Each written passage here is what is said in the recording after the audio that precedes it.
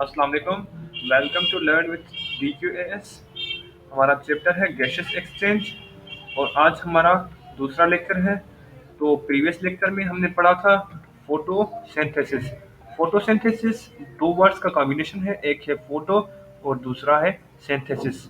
Photo means light, synthesis means बनना। यहाँ क्या बनता है? फोटोसिंथेसिस प्रोसेस होता है प्लांट्स में जिसमें ग्लूकोज बनता है और ये प्रोसेस एनाबोलिज्म कहलाता है। एनाबोलिज्म क्या प्रोसेस होता है? एनाबोलिज्म एक ऐसा प्रोसेस होता है जिसमें दो छोटे मॉलिक्यूल मिलकर एक बड़ा मॉलिक्यूल बनाते हैं और उसमें अंत में रिक्वायर्ड होती है। तो फोटोसिंथेसिस कैसे एनाबोलिज्म हुआ?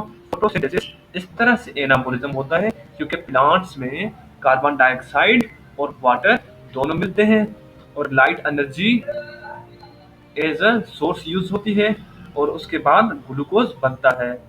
अच्छा, तो लाइट एनर्जी कैसे प्लांट्स कैप्चर करते हैं?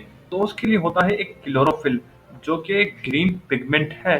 तो ये कैप्चर करता है लाइट एनर्जी को जो कि as a source of energy in anabolism use होता है। ठीक है, तो ये तीनों प्रोसेस फोटोसिंथेसिस जो कि एक एनाबॉलिज्म है और क्लोरोफिल की मौजूदगी में होता है, ये होते हैं दिन को। ठीक है, और उसके बाद एक और प्रोसेस हमने पढ़ा था जो है रेस्पिरेशन। रेस्पिरेशन ये सेल में होती है जिसमें ग्लूकोज ऑक्सीडेशन होती है। ठीक है, और ये कैटाबोलिज्म प्रोसेस है। कैटाबोलिज्म क्या होता है? कैटाबोलिज्म एक ऐसा प्रोसेस है जिसमें हम एक बड़े मॉलिक्यूल को तोड़कर दो छोटे मॉलिक्यूल बनाते हैं और एनर्जी रिलीज हो जाती है। और रेस्पिरेशन दिन को भी होती है, रात को भी होती है, लेकिन दिन को फोटोसिंथेसिस ज्यादा होती है इसीलिए फोटोसिंथेसिस डोमिनेंट हो जाती है और रात को कैटाबोलिज्म ज्यादा होती है, फोटोसिंथेसिस होती है इसलिए रात को भी रेस्पिरेशन होती है। इसीलिए तो रेस्पिरेशन की तादाद यानी डोमिनेंसी रात को होती है। उसके बाद हमने पढ़ा था स्टोमेटा। स्टोमेटा क्या होते हैं? एक पोर्स होते हैं प्लांट लीव्स के ऊपर जो कि इंडिका फॉर्म और एक वाटर लीव्स करते हैं। उसके बाद हो सकता है जिनमें बड़ा पार्ट्स है। ठीक है,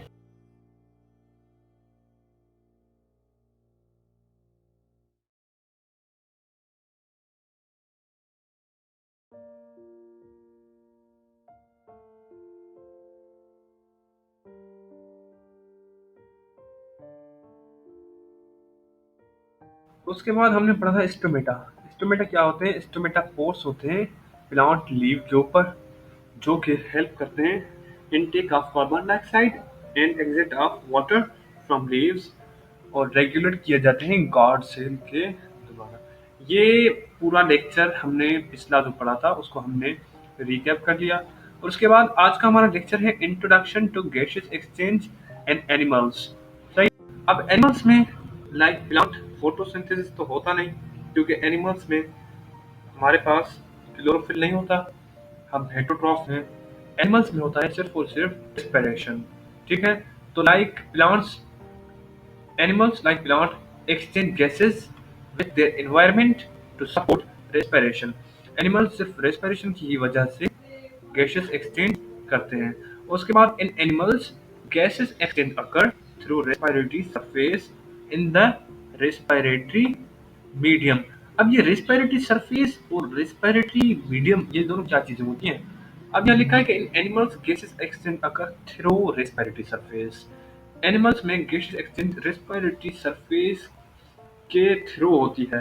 अब रेस्पिरेटरी सरफेस एक एरिया है हमारे लंग्स के अंदर जो कि सेपरेट करता है हमारे इंटरनल ब्लड और एक्सटर्नल हमारा रेस्पिरेटरी मीडियम को। अब रेस्पिरेटरी मीडियम क्या है? रेस्पिरेटरी मीडियम हमारे सराउंडिंग में ये एरिया जिससे हम ऑक्सीजन लेते हैं और कार्बन डाइऑक्साइड छोड़ते हैं, इसे हम रेस्पिरेटरी सरफेस कहते हैं। हम टेरेस्ट्रियल यानी वो एनिमल जो जमीन पर रहते हैं उनका surface area respiratory medium air है और वो एनिमल जो पानी में रहते हैं उनका रेस्पिरेटरी मीडियम वाटर है।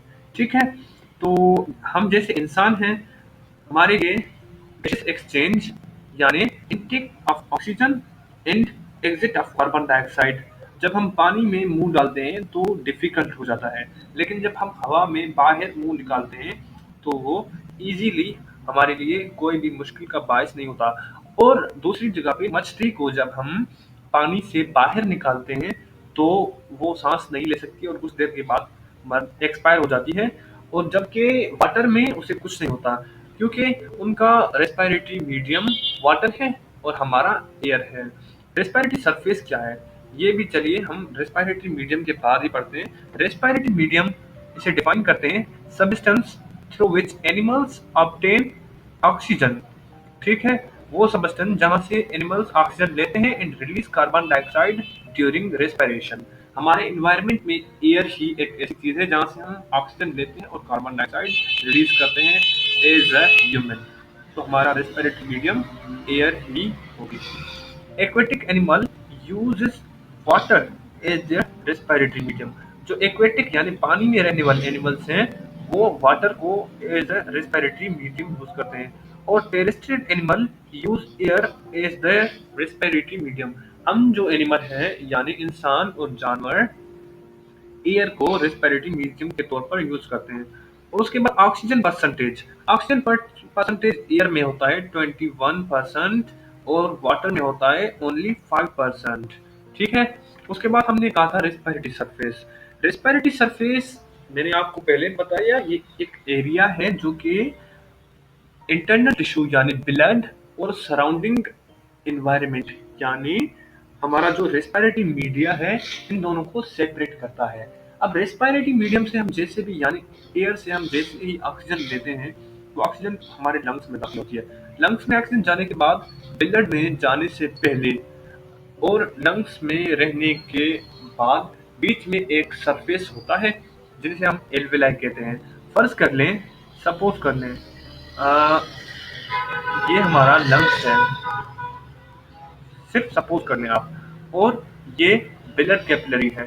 ठीक है, अब ब्लड कैपिलरी और लंग्स के बीच में ये जो पर्दा है ना, ठीक है, जहां से ऑक्सीजन पास होगी इसे हम क्या कहते हैं, रेस्पिरेटरी सरफेस। और ह्यूमन में रेस्पिरेटरी सरफेस लंग्स के अंदर ही होता है जिसे हम एल्वेलाई कहते हैं। चलो इसे डिफाइन करते हैं। Specialised area in animals where gas exchange occur, जिसमें गैस एक्सचेंज ये वाहिद जगह होती है लंग्स में जहाँ पर होती है, लंग्स से ऑक्सीजन जाती है ब्लड के अंदर, बिटवीन द इंटरनल टिश्यू यानी blood and the surrounding environment यानी रेस्पिरेटरी मीडिया या लंग्स। ठीक है, उसके बाद यूनिसेलुलर एनिमल्स हैं लाइक प्रोटोजोआ, उनकी जो प्लाज्मा मेम्ब्रेन होती है यानी सेल मेम्ब्रेन वही रेस्पिरेटरी सरफेस के तौर पर काम करती है। और मल्टीसेलुलर में कुछ ऐसे होते हैं जैसे फ्रॉग जिनकी body as a respiratory surface use होती है। और हमारे अंदर इंटरनल स्ट्रक्चर यानी लंग्स में जैसे एल्वेलाई है वही एज अ रेस्पिरेटरी सरफेस के तौर पर यूज होती है। उसके बाद properties of respiratory surface. Respiratory surface की कौन सी प्रॉपर्टी होनी चाहिए, मतलब जैसे हम डिस्टिंग्विश कर सके कोई चीज रेस्पिरेटरी सरफेस है या नहीं, तो उनमें पहली प्रॉपर्टी है कि रेस्पिरेटरी सरफेस को थिन होना चाहिए। अब थिन होने से फायदा क्या होता है कि अगर रेस्पिरेटरी सरफेस थिन होगा तो वहां से गैसेस एक्सचेंज इजीली हो जाएगा। तो जैसे ही रेस्पिरेटरी सरफेस थिन होगा तो डिस्टेंस गैस को कम करना होगा, तो इसीलिए इजीली गैस पास हो जाएगी from outer environment to internal body tissue यानी ब्लड के अंदर। और उसके बाद दूसरी प्रॉपर्टी रेस्पिरेटरी सरफेस की ये होती है कि वो वेट होना चाहिए। अब वेट का मतलब होता है कि गीला होना। अगर रेस्पिरेटरी सरफेस गीला होगा तो गैस डिसॉल्व होकर इजीली एक्सचेंज हो जाएगी from our lungs to blood. अब तीसरी प्रॉपर्टी क्या है रेस्पिरेटरी सरफेस की, तीसरी प्रॉपर्टी ये है कि वो परमिएबल होना चाहिए गैसेस को। अगर वो परमिएबल नहीं होगा तो गैस पास नहीं हो सकेगी, तो इसलिए उसे परमिएबल होना चाहिए। एबिलिटी ऑफ अ मेम्ब्रेन और surface to allow substance such as gases to pass through freely. अब गैसेस अगर रेस्पिरेटरी सरफेस से इजीली पास हो सकेंगी तो ही मतलब हमारा रेस्पिरेशन चल सकेगा। अगर वो नहीं पास हो सकेंगी तो फिर रेस्पिरेशन बंद हो जाएगी, हो सकता है सेल डेथ भी हो। और उसके बाद large in relation to body volume, respiratory surface को बड़ा होना चाहिए एज कम्पेयर टू बॉडी, जैसे डिफ्यूजन ऑफ गैसेस इजीली हो सके। ठीक है, तो उसकी इम्पोर्टेंस ये होती है कि the respiratory surface must be large enough to exchange gases for all cells of the body which help in faster diffusion, जिससे डिफ्यूजन फास्टर होती है। अब इसका एक एग्जांपल ये भी है कि ह्यूमन बॉडी में जो हमारे लंग्स हैं उनमें नेचुरली तौर पर अल्लाह ताला ने एल्वेलाई एक छोटे-छोटे मतलब पैकेट होते हैं जो रखे हैं, जिनका सरफेस एरिया ह्यूमन बॉडी से 20 टाइम्स ग्रेटर है। इनका एक फ़ायदा ये होता है कि वहाँ से gaseous exchange oxygen greater surface area से इजीली पास हो जाती है पिलर की तरफ, तो हमें डिफ़िकल्टी नहीं होती रेस्पिरेशन में। ठीक है? तो उसके बाद हम पढ़ेंगे कंक्लूजन। आखिर ये जो गैसियस एक्सचेंज है, ये क्यों ज़रूरी है? क्योंकि ये वाइटल है for respiration. Gas exchange in animal is vital, यानी कंपल्सरी। अगर ये नहीं होगा तो सेलुलर रेस्पिरेशन नहीं होगी, तो फिर इंसान की डेथ हो जाएगी, क्योंकि सेल की डेथ आहिस्ता आहिस्ता सेल सारे काम करना छोड़ जाएंगे तो इंसान की भी डेथ हो जाएगी। Involving the intake of oxygen and release of carbon dioxide. ठीक है, तो आज का लेक्चर यहीं पर ख़त्म होता है। तो मिलते हैं नेक्स्ट लेक्चर में, तब तक दीजिएगा इजाज़त। Take care. अल्लाह हाफिज़।